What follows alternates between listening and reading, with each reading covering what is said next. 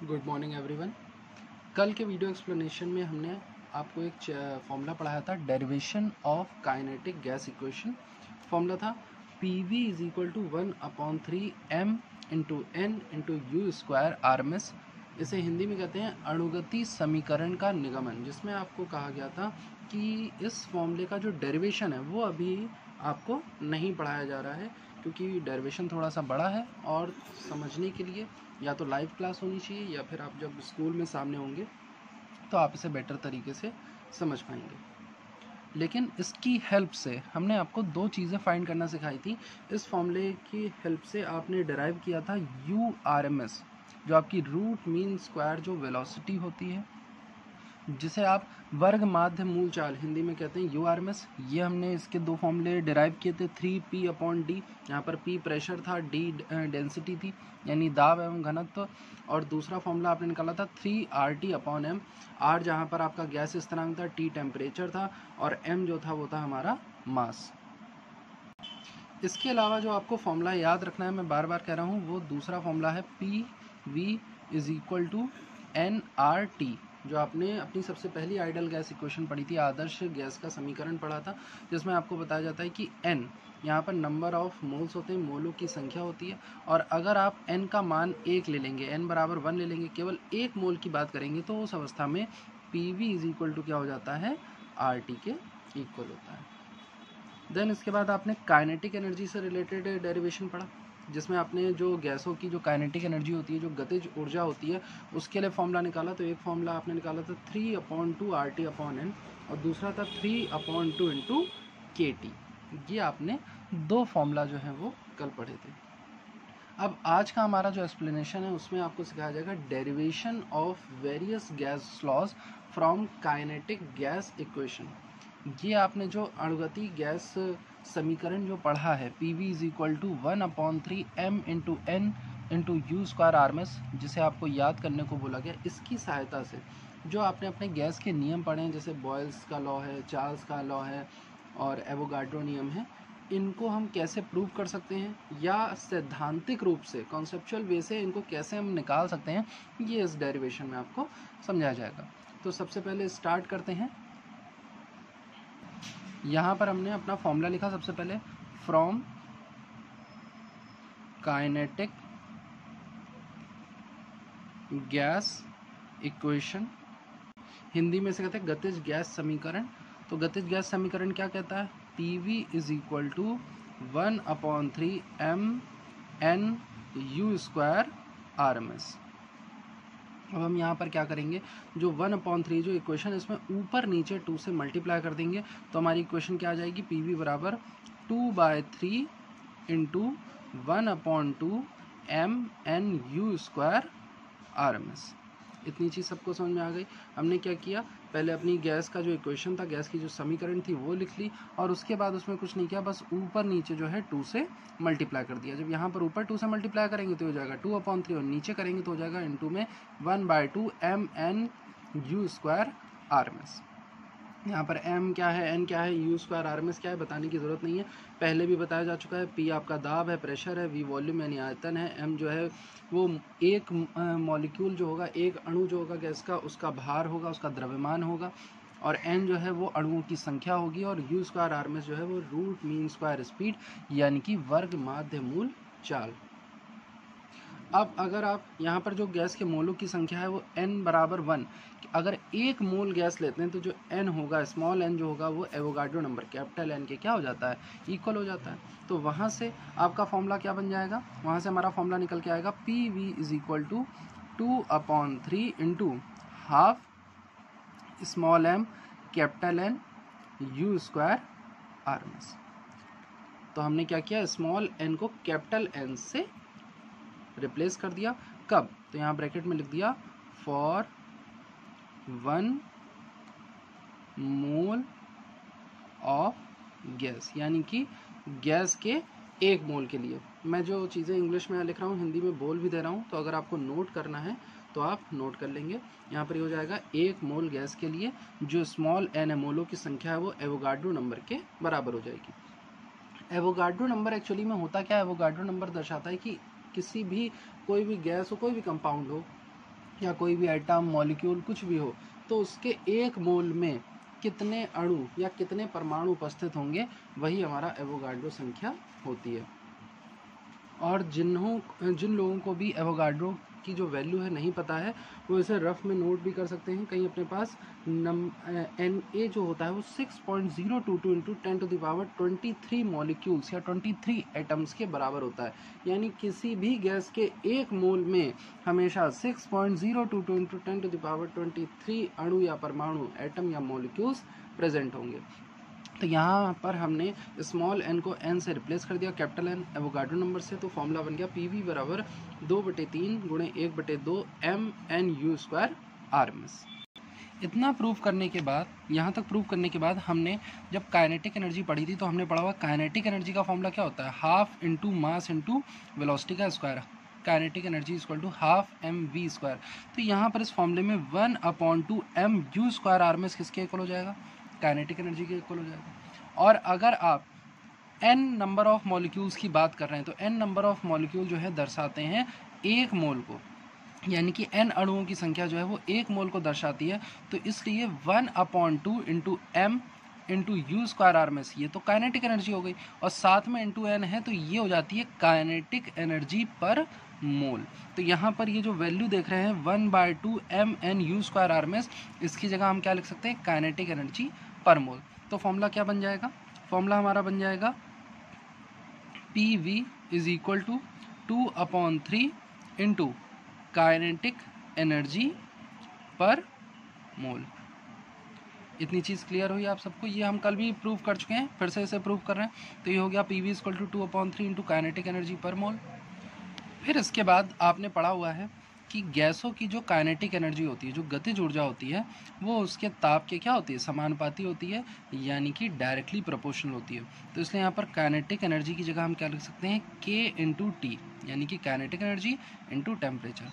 तो फाइनली हमारी जो इक्वेशन निकल के आती है वो आती है PV equal to 2/3 into K-T। इसको हम मान लें अगर इक्वेशन 1। तो स्टार्टिंग में देखिए, स्टार्टिंग से एक बार फिर देख लीजिए हमने करा क्या। सबसे पहले हम अपनी गतिज गैस समीकरण लिखी, काइनेटिक गैस इक्वेशन लिखी, PV बराबर 1/3 mNu² RMS। इसके बाद इसमें हमने ऊपर नीचे 2 से इंटू कर दिया, तो ये हो गया 2/3 इंटू 1/2 mNu² RMS। फिर यहाँ पर जो स्मॉल n था, इसको हमने एवोगाड्रो संख्या से क्या कर दिया, रिप्लेस कर दिया। क्यों, क्योंकि हम एक मोल गैस की बात कर रहे थे, और किसी भी गैस के एक मोल में अणुओं की संख्या जो होती है वो उसके एवोगाड्रो संख्या के बराबर होती है। तो n जो हो जाएंगे वो कितने हो जाएंगे, एवोगाड्रो संख्या के बराबर हो जाएंगे, जो वैल्यू जो है फिक्स होती है 6.022 इंटू 10⁻23। तो हमने लिख लिया PV equal to 2/3 into 1/2 m capital N u² RMS। फिर हमने पढ़ा हुआ है कि हाफ mu² जो होता है वो काइनेटिक एनर्जी यानी गतिज ऊर्जा का फॉर्मूला होता है, और अगर इसमें एवोगाड्रो संख्या से हम मल्टीप्लाई कर दें तो ये हो जाएगी किसी भी गैस के एक मोल की गतिज ऊर्जा, यानी कि एक मोल की काइनेटिक एनर्जी। तो फॉर्मूला आ गया PV equal to 2/3 into kinetic energy per mole, यानी PV is equal to 2/3 into गतिज ऊर्जा प्रति मोल। फिर हमने पढ़ा हुआ है कि किसी भी गैस के जो गतिज ऊर्जा होती है, किसी भी गैस की जो काइनेटिक एनर्जी होती है, वो उसके टेम्परेचर के डायरेक्टली प्रोपोर्शनल होती है। तो यहाँ पर हमने काइनेटिक एनर्जी को जब टेम्परेचर के डायरेक्टली प्रोपोर्शनल लिखा, तो यहाँ पर काइनेटिक एनर्जी पर मोल की जगह हमने क्या लिख दिया, K- इंटू टी। जैसे जैसे आप टेम्परेचर बढ़ाओगे वैसे वैसे काइनेटिक एनर्जी क्या होती है, चेंज होती जाती है। तो हमारी इक्वेशन निकल के आ गई PV is equal to 2/3 into K-T। अब हम जो हमने ये इक्वेशन यहाँ पर प्रूव करी है PV equal to 2/3 into K-T, इसकी सहायता से बॉयल्स लॉ को प्रूव करने जा रहे हैं। तो बॉयल्स का लॉ कहता क्या है, बॉयल्स लॉ कहता है at constant temperature pressure is inversely proportional to volume, यानी कि स्थिर ताप पर किसी भी गैस का जो दाब होता है वो उसके आयतन के व्युत्क्रमानुपाती होता है। आपने पढ़ा हुआ है P inversely proportional to 1/V, या फिर PV is equal to constant. ये हमारा बॉयल्स लॉ हमने पढ़ा हुआ है। तो अब हमें यही चीज़ प्रूव करनी। तो देखिए यहाँ पर हम क्या करेंगे, फ्रॉम इक्वेशन 1, यानी कि समीकरण 1 से जो हमें पहला समीकरण प्राप्त हुआ है, समीकरण को बस आप नोट कर लीजिए। यहाँ पर आपने लिख लिया PV is equal to 2/3 into K dash into T. अब बॉयल्स लॉ कहता क्या है? बॉयल्स लॉ कहता है कि टेम्परेचर क्या कर दीजिए, कांस्टेंट कर दीजिए। जैसे ही आप टेम्परेचर को कांस्टेंट करेंगे यानी कि ताप को स्थिर करेंगे, आपकी जो गतिज ऊर्जा है वो ऑटोमेटिकली क्या हो जाएगी, स्थिर हो जाएगी। क्योंकि हमने यहाँ पर पहले ही कह दिया था काइनेटिक एनर्जी जो होती है वो टेम्परेचर के डायरेक्टली प्रोपोर्शनल होती है, यानी किसी गैस की जो गतिज ऊर्जा होती है वो उसके ताप के समानुपाती होती है। जैसे जैसे आप टेम्परेचर बढ़ाएंगे वैसे वैसे गतिज ऊर्जा बढ़ेगी, जैसे जैसे टेम्परेचर आप कम करेंगे वैसे वैसे जो है आपकी काइनेटिक एनर्जी कम होती जाती है, जो अणुओं की जो गतिज ऊर्जा है वो कम होती जाती है। तो यहाँ पर चूंकि हमने क्या किया, टेम्परेचर को कांस्टेंट कर दिया। बॉयल्स लॉ में, बॉयल्स के नियम में टेम्परेचर क्या रहता है, स्थिर रहता है। तो जैसे ही आप टेम्परेचर को कांस्टेंट करेंगे वैसे ही ये काइनेटिक एनर्जी ऑटोमेटिकली क्या हो जाएगी, कांस्टेंट हो जाएगी। तो उससे होगा क्या, देखिए, एट कांस्टेंट टेम्परेचर यानी कि स्थिर ताप पर PV बराबर 2/3 इंटू के क्या हो जाएगा, कांस्टेंट हो जाएगा, टी क्या हो जाएगा, कांस्टेंट हो जाएगा। तो आप ध्यान से देखिए, 2 जो वैल्यू है वो क्या है, स्थिर है, कांस्टेंट है। 3 क्या है, कांस्टेंट है। के क्या हो गया, कांस्टेंट हो गया यानी स्थिर हो गया। टी क्या हो गया, स्थिर हो गया। तो यहाँ से PV बराबर क्या आ जाएगा, 2/3 इंटू कांस्टेंट। और एक तरह से फाइनली अगर आप इसको ना लिखें, इसको अगर आप नहीं नोट करते हैं तो सीधे आप लिख सकते हैं PV बराबर कांस्टेंट, यानी PV बराबर स्थिर। और यही हमारा बॉयल्स का नियम कहता है कि PV जो होता है किस स्थिर ताप पर यानी कांस्टेंट टेम्परेचर पर प्रेशर और वॉल्यूम का जो गुणनफल होता है, जो प्रोडक्ट होता है, वो कांस्टेंट होता है। तो हमने अपनी काइनेटिक गैस इक्वेशन से यानी कि गतिज गैस के समीकरण से बॉयल्स के नियम को क्या कर लिया, प्रूव कर लिया। अब आते हैं इसकी हेल्प से सेकेंड लॉ प्रूव करते हैं, जो कि था हमारा चार्ल्स का लॉ। तो चार्ल्स के लॉ में क्या होता था, चार्ल्स के लॉ में हम कहते थे कि अगर हम प्रेशर को कांस्टेंट कर दें यानी कि दाब को क्या कर दें, स्थिर कर दें, तो चार्ल्स का नियम कहता है कि अगर आप कांस्टेंट प्रेशर पर यानी कि दाब को अगर आप क्या कर दें, स्थिर कर दें, तो किसी भी गैस का जो आयतन होता है वो उसके ताप के समानुपाती होता है, यानी किसी भी गैस का जो वॉल्यूम होता है वो टेम्परेचर के डायरेक्टली प्रोपोर्शनल होता है। या फिर इसको हम कह सकते हैं कि V/T जो होता है वो क्या होता है, कांस्टेंट होता है। V/T जो होता है वो स्थिर होता है। ये जो होता है हमारा चार्ल्स का नियम होता है। तो अब हम अपने गैस के समीकरण, जो गतिज गैस का समीकरण है, जो काइनेटिक गैस इक्वेशन है, उसकी हेल्प से चार्ल्स लॉ को प्रूव करेंगे। तो यहाँ पर फिर से वही फ्रॉम इक्वेशन 1, जो आपने इक्वेशन 1 अभी मानी थी, उसमें आपने लिखा था PV is equal to 2/3 into K dash T. अब हमने यहाँ पर प्रेशर को क्या कर लिया, P हमारा क्या है, कांस्टेंट है, और जो के डैश की वैल्यू है वो क्या रहती है, वो स्थिर रहती है। हमारी के डैश की वैल्यू चेंज नहीं होनी है। प्रेशर हमने कांस्टेंट रख दिया, प्रेशर मतलब दाब स्थिर है और के डैश का जो मान है वो भी क्या स्थिर है। तो निकल के क्या आ जाएगा, तो समीकरण बन जाएगा constant into volume is equal to 2/3 into constant into temperature. दाब स्थिर करने पर जो के का मान है वो भी क्या हो जाएगा, स्थिर हो जाएगा। क्योंकि जब दाब स्थिर रहेगा तो जो हमारे मॉलिक्यूल हैं उनके अंदर उनकी जो स्पीड है वो क्या नहीं होनी, चेंज नहीं होनी। जब आप दाब बढ़ाते या घटाते हैं, जब प्रेशर इंक्रीज डिक्रीज करते हैं, तभी तो जो आपके मॉलिक्यूल्स हैं उनके लिए जो स्पेस प्रोवाइड होता है वो क्या हो जाता है, बढ़ता घटता है। उदाहरण के रूप में देखिए, यहाँ पर ये बीकर है, यहाँ पर आप क्या लगा दीजिए, पिस्टन लगा दीजिए। तो अभी यहाँ पर जो गैस के मॉलिक्यूल्स हैं, ठीक है, और दूसरी अवस्था में क्या करिए, इस पिस्टन को थोड़ा सा नीचे कर दीजिए। जब नीचे कर देंगे तो ये क्या हो जाएंगे, कॉम्पैक्ट, यानी कि कम जगह पर आ जाएंगे। तो उस अवस्था में इनकी गतिज ऊर्जा क्या होगी, दूसरी होगी, और इस अवस्था में गतिज ऊर्जा दूसरी होगी। लेकिन हमने तो प्रेशर को क्या कर दिया, कांस्टेंट कर दिया ना, हमने दाब को स्थिर कर दिया। तो जैसे ही हम दाब को स्थिर करेंगे तो यहाँ पर के का मान जो है वो भी क्या हो जाएगा, स्थिर हो जाएगा। तो इससे निकल के क्या आएगा, constant into V is equal to 2/3 into constant into T. अब इसी को हम क्या लिख सकते हैं, देखिए अगर हम ध्यान से देखें तो टी यहाँ पर क्या इंटू में, इसको डिवाइड में ले जाइए। V/T is equal to 2/3 into constant, और ये यहाँ पर इंटू में, इसको भी नीचे ले जाइए। Into constant. कांस्टेंट का मतलब स्थिर, इतनी चीज़ें आप समझ सकते हैं। तो एक तरह से v upon T is equal to क्या आ गया, 2/3 इंटू कांस्टेंट, यानी स्थिर बटे स्थिर। अब दो, ये जो 2 लिखा है ये भी कांस्टेंट वैल्यू होती है, 3 भी कांस्टेंट वैल्यू है, और यहाँ पर जो p और k हैं वो तो ऑटोमेटिकली क्या हो गए, कांस्टेंट हो गए। इससे v upon T is equal to भी क्या आ जाएगा, कांस्टेंट, यानी कि स्थिर।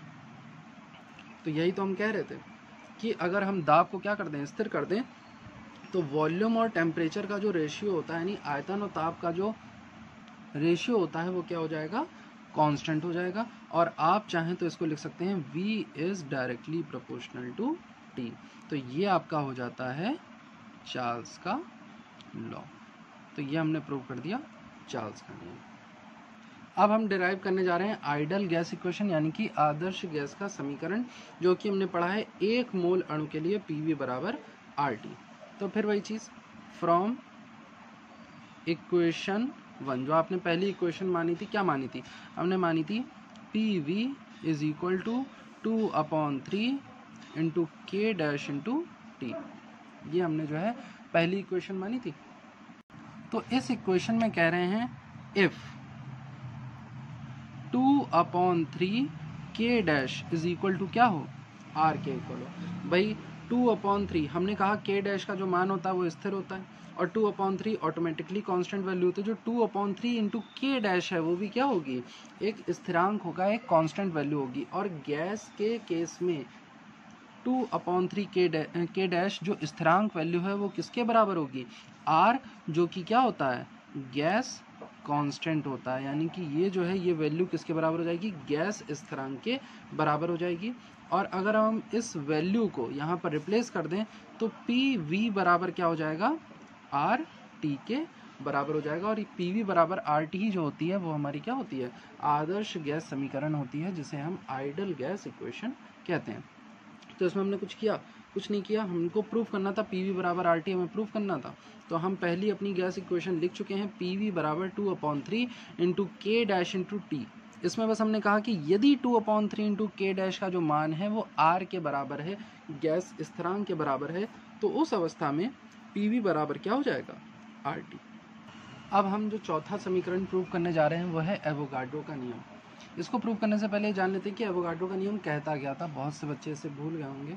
तो एवोगाड्रो नियम कहता है at the same temperature and pressure, temperature और प्रेशर सेम होने पर the equal volumes of gases have equal number of molecules.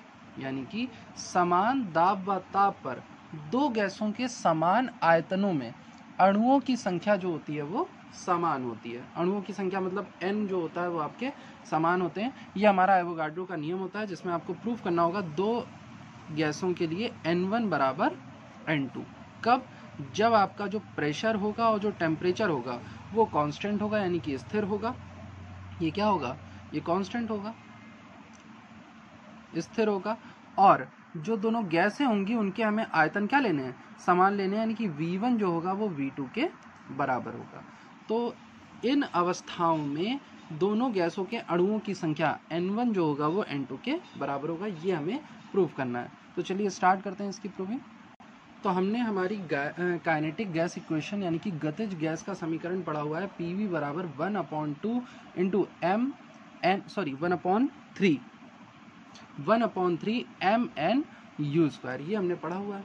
तो अगर हम एक गैस की बात करें, गैस 1 की बात करें, और प्रेशर और टेम्परेचर हमने क्या रखा हुआ है, कांस्टेंट रखा हुआ है। प्रेशर और टेम्परेचर तो कांस्टेंट है, और वॉल्यूम हमने इक्वल ली हुई है। तो उस अवस्था में पहली गैस के लिए PV बराबर मान क्या हो जाएगा, 1/3 m1n1u1²। और दूसरी गैस के लिए मान क्या हो जाएगा, PV बराबर 1/3 m2n2u2²। अब यहाँ पर हमने PV क्यों लिया, क्योंकि हमने कहा प्रेशर क्या है, कांस्टेंट है, जो दाब है वो स्थिर रहना है, और आयतन जो है वो दोनों के बराबर रहने, वॉल्यूम सेम रहनी। इसलिए ये भी क्या होगा, पहली गैस के लिए भी PV बराबर 1/3 m1n1u1², और दूसरी गैस के लिए भी PV बराबर 1/3 m2n2u2²। अब आप देख सकते हैं क्योंकि इन दोनों गैसों के लिए जो लेफ्ट हैंड साइड है, जो बाईं साइड है, बाईं तरफ है, वो क्या है, समान है।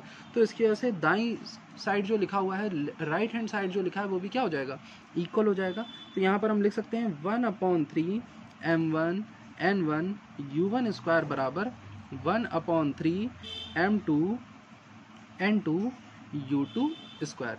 ये वैल्यू क्या आ गई? इक्वल आ गई। अब इतनी चीज़ इक्वल आ गई क्यों? क्योंकि यहाँ पर because P and V is equal to, हमने कहा कांस्टेंट, क्योंकि यहाँ पर P और V क्या है? कांस्टेंट है। तो कांस्टेंट होने की वजह से इन दोनों की वैल्यू क्या आ जाएगी? इक्वल आ जाएगी। अब इन दोनों इक्वेशन में ऊपर नीचे 2 से क्या कर लेते हैं? मल्टीप्लाई कर लेते हैं। यह आ जाएगा 2/3 into 1/2 m1 u1 square n1 square is equal to 2/3 into 1/2 m2 u2 square n2। हमने क्या किया? इन दोनों में ऊपर नीचे 2 से इंटू कर लिया और साथ में m1 और u1 स्क्वायर को एक साथ लिख लिया। रीज़न क्या है? क्योंकि हमें तो सिर्फ n1 square is equal to n2 square लाना है ना। तो उसके लिए अब देखिए 2/3 into 1/2 m1 u1 square, 2/3 into 1/2 m2 u2 square, n2 square आ गया। अब हमें पता है, हमने कहा था कि दो चीज़ें कांस्टेंट है। स्टार्टिंग देखिए, हमने कहा था कि यहाँ पर दो चीज़ें कांस्टेंट है, at constant pressure and temperature. स्थिर दाब एवं स्थिर ताप पर किन्हीं दो गैसों के समान आयतनों के लिए उनके अणुओं की संख्या क्या होती है? समान होती है। तो दाब तो हमारा क्या है? स्थिर, हमने यहाँ पर दिखाई दिया। साथ में अब टेम्परेचर भी क्या है? कांस्टेंट है। तो बिकॉज, यहाँ पे लिखेंगे हम बिकॉज टेम्परेचर इज कांस्टेंट, क्योंकि हमारा टेम्परेचर जो ताप है वो स्थिर है, इसलिए 1/2, सो 1/2 m1 u1 स्क्वायर बराबर क्या हो जाएगा? 1/2 m2 u2 स्क्वायर। ये बात अगर किसी को नहीं समझ में आई तो देख ले, हाफ mu स्क्वायर, यानी कि ये आपकी काइनेटिक एनर्जी का फॉर्मूला है। और आपसे कहा जा चुका है कि अगर आपका ताप जो है वो स्थिर रहता है, टेम्परेचर कांस्टेंट रहता है, तो काइनेटिक एनर्जी भी जो होती है गैसों की वो क्या हो जाती है? स्थिर हो जाती है, कांस्टेंट हो जाती है। इसलिए यहाँ पर जैसे ही आपने कहा कि टेम्परेचर कांस्टेंट है तो काइनेटिक एनर्जी भी क्या हो गई? स्थिर हो गई, कांस्टेंट हो गई। यानी कि ये जो वैल्यू है क्या हो जाएगी? इक्वल हो जाएगी। तो उस अवस्था में देखिए 2/3 से 2/3 कैंसिल, हम कैंसिल करके नहीं दिखा रहे हैं, सिर्फ बता रहे हैं। 2/3 से 2/3 क्या हो गया? कैंसिल हो गया। हाफ m1 u1 स्क्वायर जो है वो हाफ m2 u2 स्क्वायर के इक्वल हो गया, तो ये भी क्या हो गया? कैंसिल हो गया। तो बचा क्या? So n1 square is equal to n2 square, और दोनों तरफ अंडर रूट अगर ले लें तो n1 बराबर n2। यही हमारा होता है एवोगाड्रो का नियम। किसी को भी जितनी भी प्रूविंग्स नहीं बताई गई, अगर कोई प्रॉब्लम आ रही है तो आप पूछ सकते हैं, लेकिन जिस तरह से आपको कैलकुलेट करके बताया गया है, आप एक बार खुद से उन चीज़ों को क्या करेंगे? कॉपी में सॉल्व करेंगे, तो आपको ये चीज़ अच्छे से समझ में आ जाएगी। वीडियो एक बार में नहीं समझ में आता है, आप 2-3 बार रिपीट करके देखिए, तो आपको अच्छे से वीडियो जो है वो समझ में आ जाएगा। Okay class, thank you.